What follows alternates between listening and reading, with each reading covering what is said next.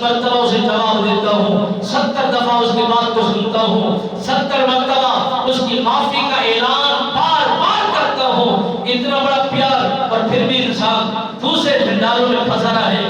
یہ اس کی بدقسمتی ہے، اس کی غفلت ہے، اس کی دین اسلام سے دوری ہے۔ میرے نبی رحمت سرکار نے فرمایا نماز مومنوں کی معراج ہے، میری آنکھوں کی ٹھنڈک ہے۔ اگر معراج کا شرف پانا چاہتے ہو نماز کے ساتھ متصل ہو جاؤ، اس کو یقینی بناؤ، ہر کام کو چھوڑ دو۔ جب اللہ کو حکم آ جائے اس کو بجا لاؤ، پھر دنیا کے اندر زندگی کے اندر نکھار دیکھو، خوشبو دیکھو، معاملات دیکھو، مٹھاس دیکھو، اور آسانیاں ختم ہو جاتی ہیں، بے سکونیاں ختم ہو جاتی ہیں۔